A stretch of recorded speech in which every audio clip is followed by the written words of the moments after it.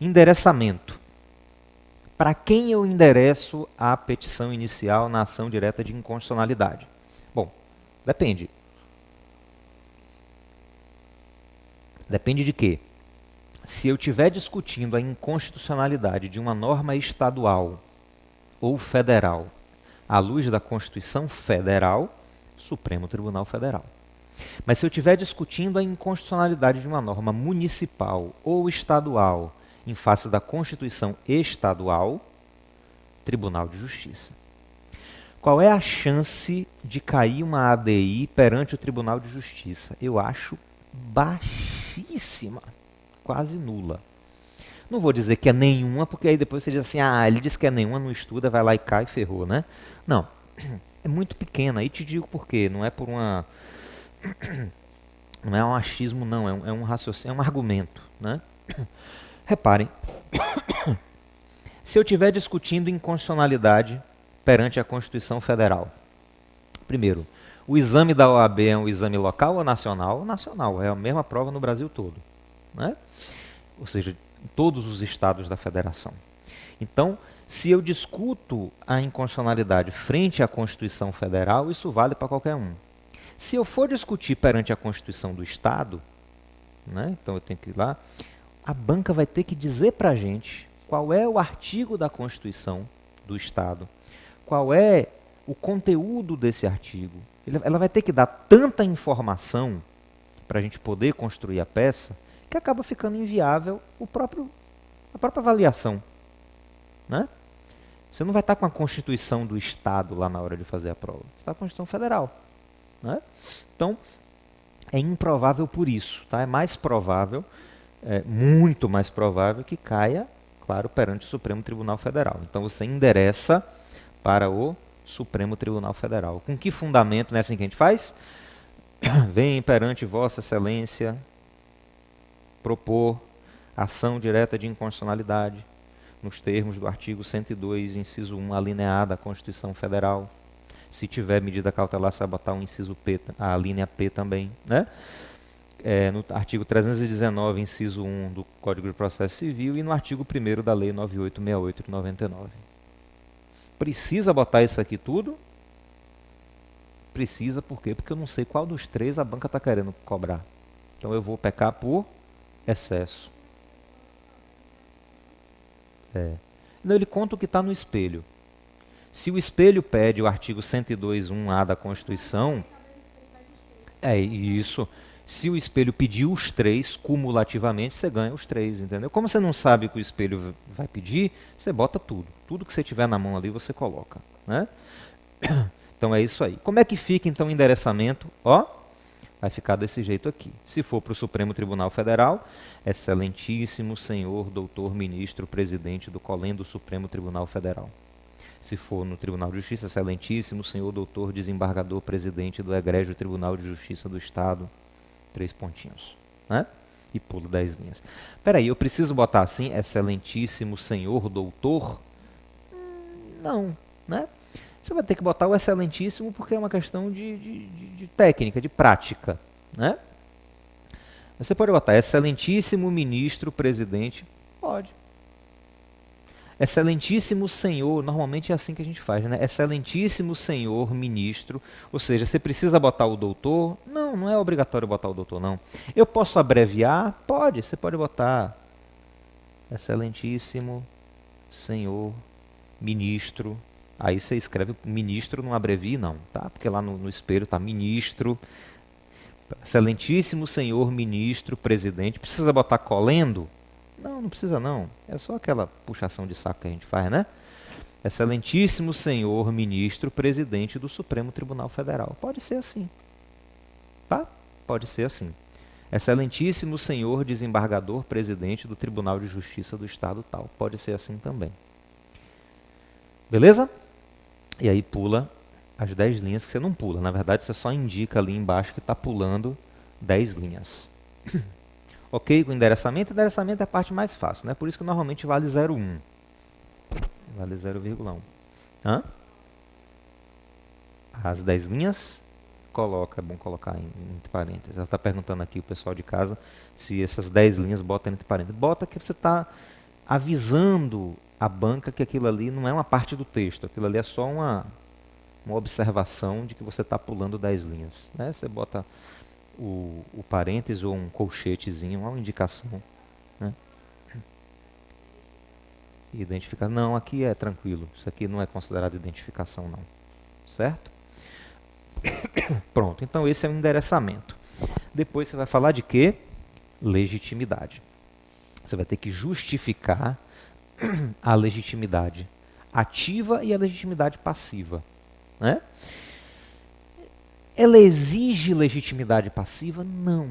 Tá? É um processo objetivo. Então, em tese, assim, você não tem parte. Você não está litigando contra a pessoa que editou, contra a autoridade que editou a norma. Mas, na dúvida, assim, o que é que você tem que indicar? Você tem que indicar quem foi o autor, quem criou aquela norma, quem editou a norma.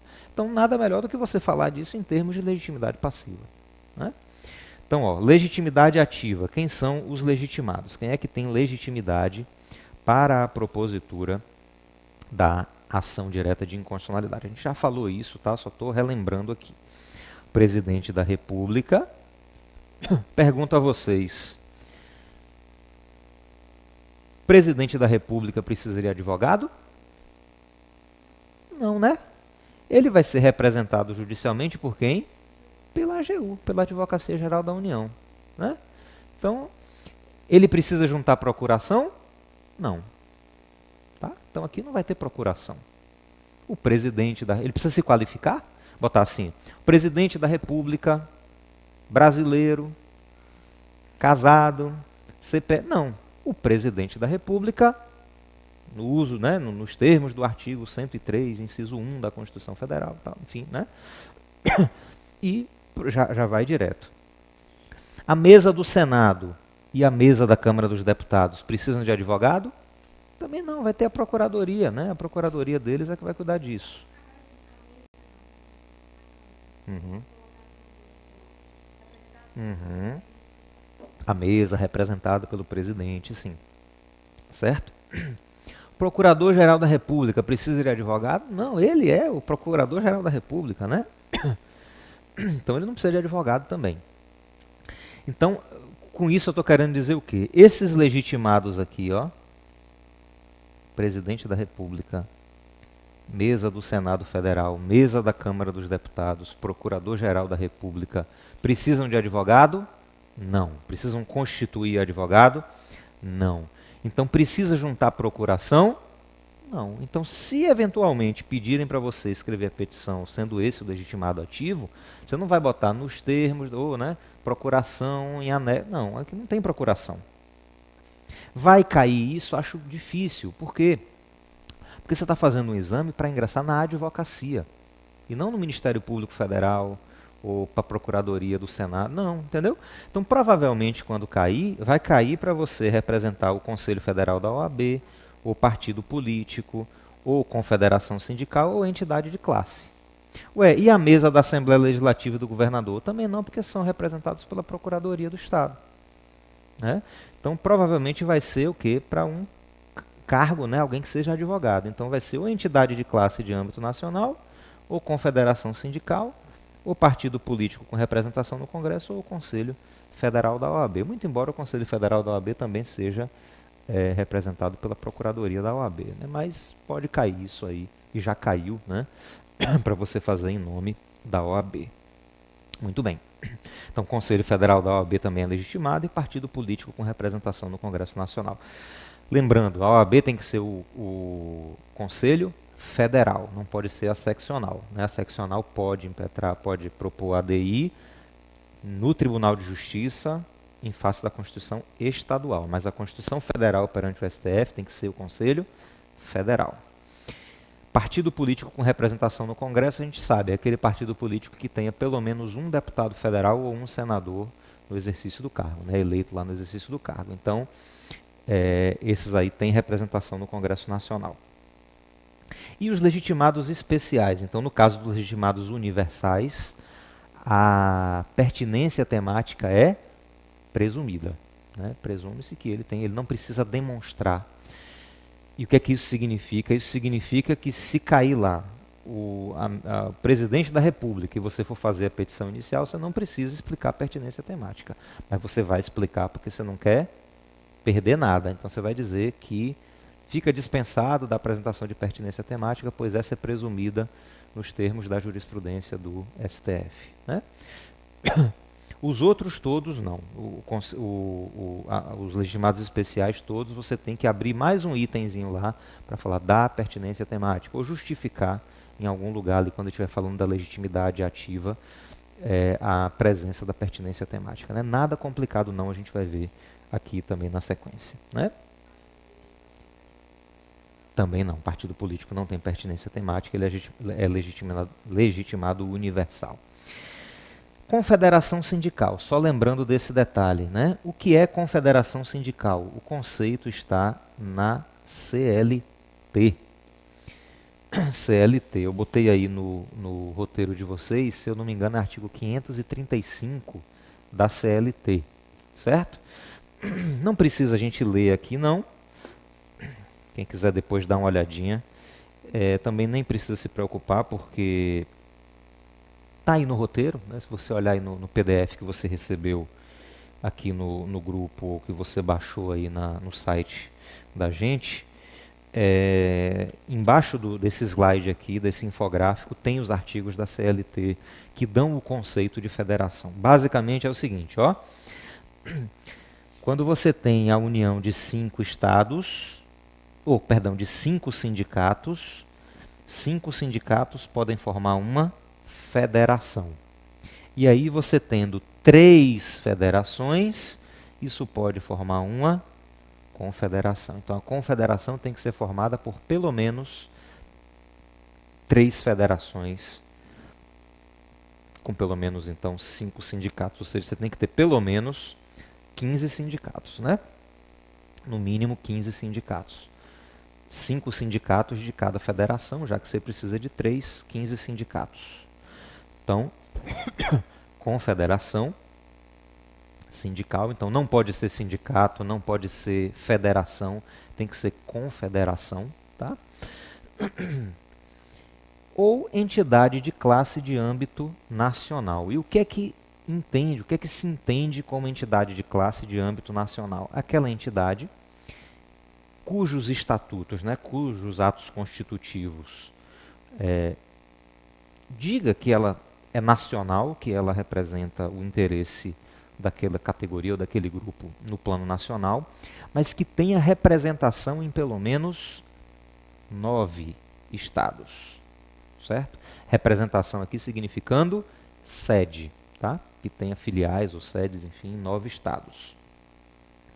Há algumas ações diretas de inconstitucionalidade no STF que foram rejeitadas por ilegitimidade ativa. Qual era o caso? Você tinha lá a Associação Nacional de alguma coisa, né? Associação Nacional. Salvo engano, tinha uma que era a Associação Nacional de Magistrados. Mas ela se chamava Associação Nacional de Magistrados. Os atos constitutivos diziam que ela tinha abrangência nacional, mas só tinha sede, acho que em 3 ou 4 estados, não chegava a 9. Então o STF entendeu que ela não tinha abrangência nacional, certo? E em relação à legitimidade passiva, quem vai ser legitimado passivo? O órgão ou autoridade de que emanou a norma impugnada. Aqui você tem que ter atenção para lembrar o seguinte: se eu estou impugnando uma lei federal, quem é o legitimado passivo? Lei federal.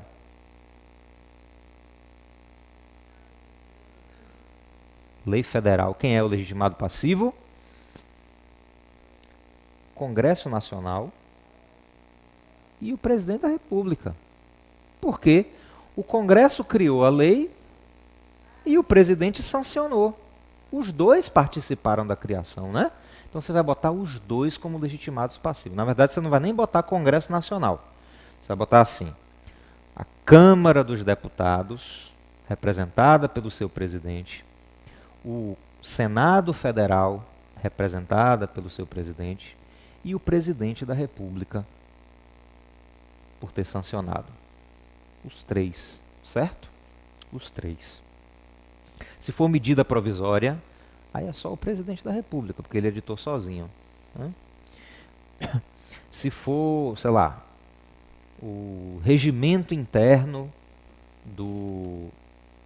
da Câmara dos Deputados. A Câmara dos Deputados, que é quem faz o seu regimento interno. Certo? Beleza. Então como é que fica aí? Ó, um exemplo aqui, né? Aqui um exemplo de um legitimado especial, aquele que precisa demonstrar pertinência temática. Então, ó, excelentíssimo senhor doutor ministro presidente do COLEN do Supremo Tribunal Federal. Pulei 10 linhas e aí vou. Associação Nacional dos Aprovados na OAB. Você vai inventar isso aqui? Não, a questão vai dar, o enunciado da questão vai lhe dizer. Você só tem que identificar, mas a gente vai treinar para entender como é que a gente faz isso. Então, Associação Nacional dos Aprovados na OAB, Associação Civil Sem Fins Lucrativos, tudo isso aqui tem que estar no enunciado, tá? Se não tiver, você vai botar Associação Nacional dos Aprovados na OAB, qualificação, certo? Associação Civil Sem Fins Lucrativos, inscrita no CNPJ sob o número tal, com sede em tal, endereço eletrônico. Tá vendo que eu estou botando 3 pontinhos? Para quê? Para não identificar. Por que 3 pontinhos? Porque o edital diz isso, certo? Com escritório, endereço eletrônico tal, por seu advogado, instrumento de mandato em anexo, escritório na... Por seu advogado, instrumento de mandato em anexo. Por quê? Porque Associação Nacional dos Aprovados na OAB. Precisa de advogado? Precisa. Então, eu preciso dizer que é por seu advogado com instrumento de mandato em anexo. Vou botar o endereço do advogado e escritório na... Vou botar assim.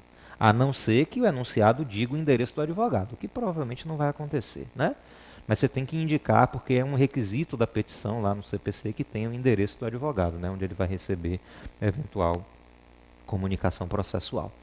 Vem perante Vossa Excelência, ó, com fundamento no artigo 102, inciso 1, a linha A, e 103, inciso 9. Por que eu estou falando isso aqui, gente? Ó, com fundamento no artigo. Então, fundamento você sempre tem que botar. No artigo 102, inciso 1. Artigo 102... Poxa, peraí. Deixa eu botar bonitinho aqui. Eu comi o A, né? Deixa eu apagar aqui para não ficar muito poluído. Com fundamento no artigo 102, inciso 1, a linha A, está falando de quê? Do endereçamento. Por que eu estou endereçando ao Supremo Tribunal Federal? Porque o artigo 102, inciso 1, a linha A, diz que compete, né, ao Supremo Tribunal Federal processar e julgar originariamente as ações diretas de inconstitucionalidade, né? Então, por isso que eu enderecei ao Supremo Tribunal Federal. E artigo 103, inciso 9. O que é que diz o artigo 103, inciso 9? Diz que a associação, né, a entidade de classe com abrangência nacional é legitimado para a propositura da ADI. Mas é só o artigo 103, inciso 9 da Constituição Federal? Não. A Lei 9868 diz a mesma coisa no artigo 2º, inciso 9. Certo? Então, artigo 2º, inciso 9, fala da legitimidade, aqui também da legitimidade. O artigo 102, inciso 1, a linha A, fala da competência do Supremo Tribunal Federal para apreciar essa ação. Certo? Então, vem perante Vossa Excelência com fundamento no artigo 102, inciso 1, a linha A, e 103, inciso 9 da Constituição Federal, e no artigo 2º, inciso 9 da Lei 9868 de 99, propor a presente ação direta de inconstitucionalidade. Cuidado com o verbo, viu? Ação a gente vai usar propor, viu? Ação a gente vai usar propor, ó. Propor, tá? Propor a presente ação direta de inconstitucionalidade. Pode ser impetrar? Ó, impetrar a gente normalmente usa para os habeas, né? Habeas, impetrar, habeas corpus, impetrar mandado de segurança, os habeas e os mandados. As ações, de uma maneira geral, propor. Se for recurso, interpor. Se for embargo de declaração, opor. Então tem essa questão, essa frescura do verbo, né? Do verbo. Então, propor apresente ação direta de inconstitucionalidade em face do artigo 3º da lei. O que é que eu estou dizendo aqui? Eu já estou dizendo qual é o dispositivo legal impugnado. Eu já estou dizendo qual é a norma impugnada. Em face do artigo 3º da lei número tal, promulgada pelo Congresso Nacional e sancionada pelo Presidente da República, pelos fatos e fundamentos a seguir. Isso é questão. Se disser que é uma lei federal, ele não vai dizer que foi promulgada pelo Congresso e sancionada pelo presidente, porque isso aí você tem que saber. Mas diz que é lei federal, você já sabe que é isso daí. Se for lei estadual, Assembleia Legislativa e o governador, que o governador também sanciona, né? Pelos fatos e fundamentos a seguir. Certo? Aí aqui tem alguns exemplos, tá, gente? Porque aqui nesse exemplo eu botei o quê? Eu botei a qualificação de um legitimado especial que precisa ser representado por advogado. Aqui eu dei alguns outros exemplos só para você ter uma ideia de como é que ficaria. Perceba, ó, que o texto é igual. A única coisa que muda é o que está em vermelho aí. Tá vendo aí? O texto é igual, o resto do texto aí é igualzinho, só muda o que está em vermelho.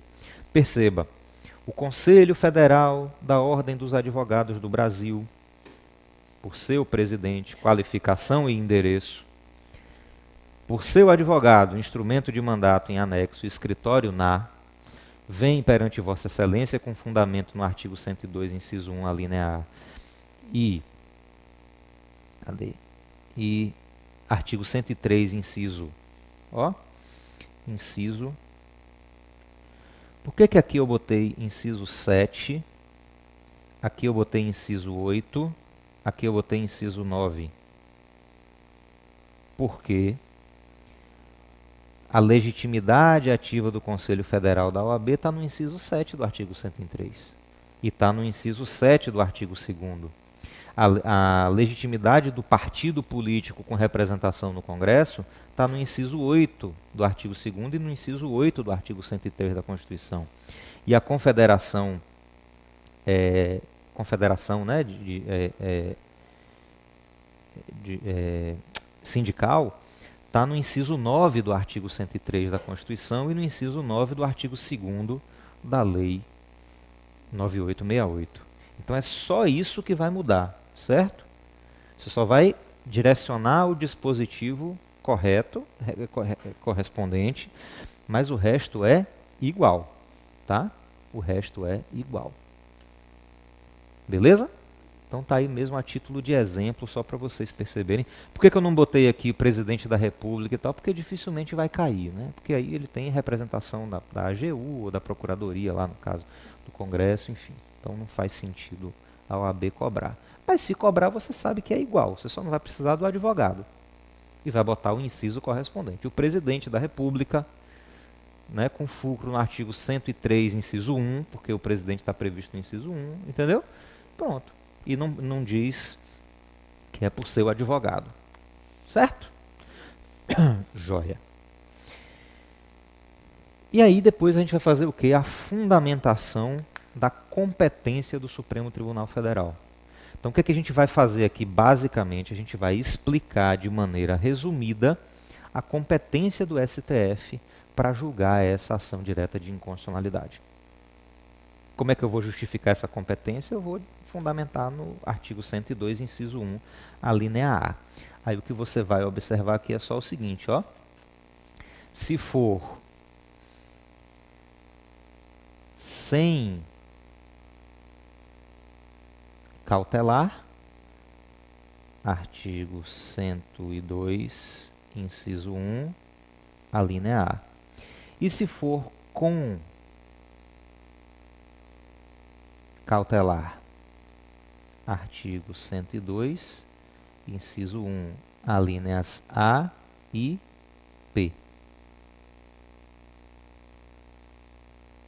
Se tiver pedido de medida cautelar, você vai fundamentar também na linha P. Por quê? Porque a linha P diz exatamente isso. Se você for lá na nossa Constituição Federal, olha lá, Constituição Federal, artigo 102, diz assim o caput: compete ao Supremo Tribunal Federal precipuamente a guarda da Constituição, cabendo-lhe, inciso 1, processar e julgar originariamente, a linha A, ação direta de inconstitucionalidade de lei e ato normativo federal ou estadual, e a ação declaratória de constitucionalidade de lei ou ato normativo federal. Certo? Aí vá lá para a linha P. O pedido de medida cautelar nas ações diretas de inconstitucionalidade. Então, se é uma inicial de ADI que tem pedido de medida cautelar, você vai lembrar também de fundamentar na linha P. Certo? Então, como é que fica isso lá na petição? Ó, lembra, e eu estou seguindo a ordem, viu, gente? Ó, perceba que aqui foi da linha 1 até a linha 10, não foi? Quer dizer, eu acho que eu estou seguindo a ordem, acho que aqui eu não segui, não. Falhou, era para ser a 11, né? Mas, enfim, o resto vai seguir a ordem. Né? Eu estou na sequência aqui. Então, terminei a qualificação, na próxima linha eu já vou botar da competência do Supremo Tribunal Federal para o julgamento da presente ação direta de inconstitucionalidade. E aí vou lá. A presente ADI tem como objeto a declaração de inconstitucionalidade do artigo 2º da lei número tal, ante a sua incompatibilidade com o artigo 12, parágrafo 2º da Constituição. O que eu estou dizendo aqui, gente? Eu já estou dizendo qual é a norma impugnada e qual é o dispositivo constitucional violado. Você vai ver que eu vou repetir isso depois. É para não ter dúvida, não deixar, né, nenhuma margem para entenderem que você não fundamentou. Dessa maneira, fica configurada a competência do COLEN do Supremo Tribunal Federal para processar e julgar a presente ADI, nos termos do artigo 102, inciso 1, a linha A da Constituição Federal. Percebe a fundamentação?